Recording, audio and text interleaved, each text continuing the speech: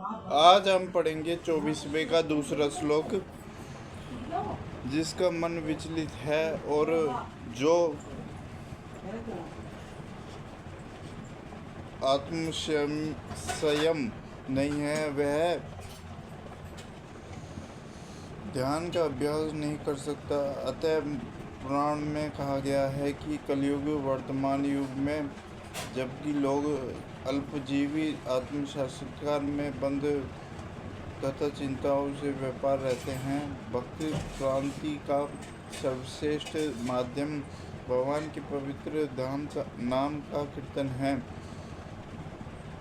योग अभ्यास करने वाले को चाहिए कि वह अपने शरीर, गर्दन तथा सिर को सीधा रखे और नाक के अगले सिरे पर दृष्टि लगाए। इस प्रकार वह अविचलित तथा दमित मन से बहिर्हित विषय जीवन के पूर्णतः मुक्त होकर अपने हृदय में मेरा चिंतन करे और मुझे ही अपना चरम लक्ष्य बनाए। जीवन का उद्देश्य कृष्ण को जानना है, जो प्रत्येक जीव के हृदय में वो चतुर्भुज परमात्मा रूप में स्थित है। योग अभ्यास का प्रयोजन विष्णु के इसी अंतर्यामी रूप को खोज करने तथा देखने के अतिरिक्त और कुछ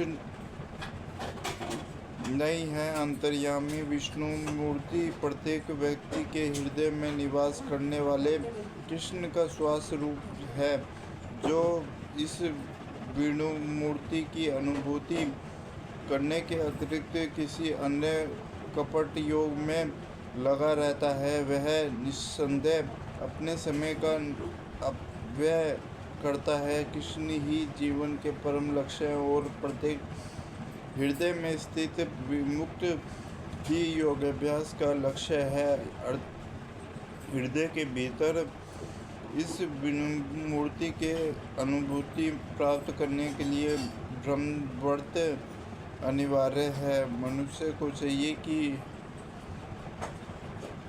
घर छोड़ दे और किसी एकांत स्थान में बताई गई विधि से आसीन होकर रहे। निष्प्रति घर में या अत्यंत मैथुन भोग करते हुए और तथाकथित योग के कक्षा में जाने मात्र से कोई योगी नहीं हो जाता।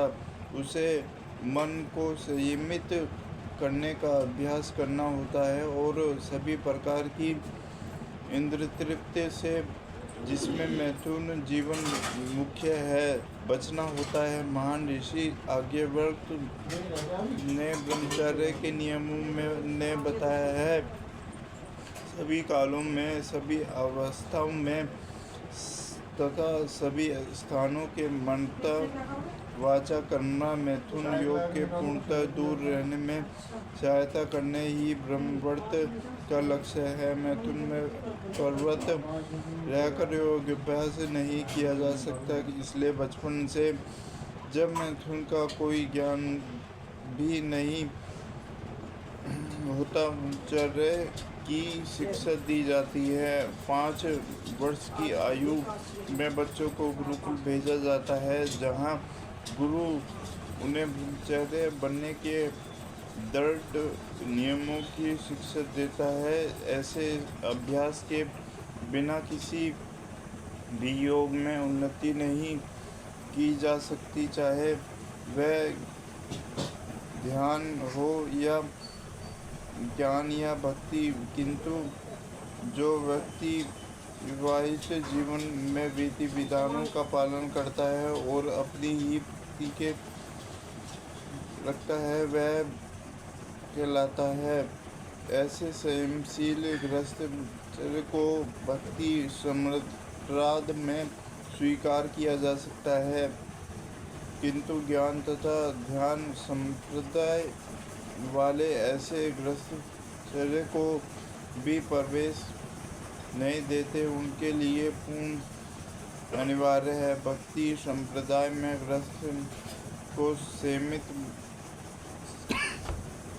अनुमति रहती है, क्योंकि भक्ति संप्रदाय इतना शक्तिशाली है कि भगवान की सेवा में लगे रहने से वह स्वतः ही उनका आकर्षण त्याग देता है। जहाँ अन्यों को विषय भोग से दूर रहने के लिए माध्यम किया जा सकता है, वही बर्धक्त के कारण इंद्रिय तृप्ति के विरुद्ध हो जाता है।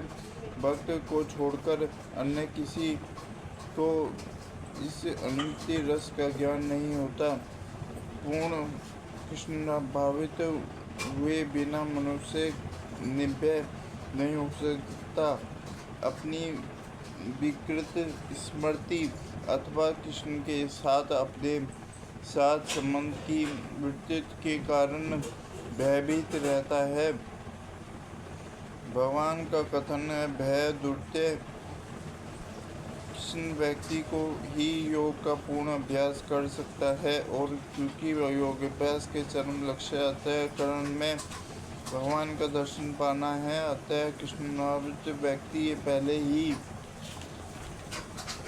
समस्त योगियों में श्रेष्ठ होता है। जहाँ वह वर्णित योग विधि के नियम तथा कथित लोकप्रिय योग सम्मतियों से भिन्न है। हरे कृष्णा कृष्णा कृष्णा हरे हरे, हरे राम राम राम हरे।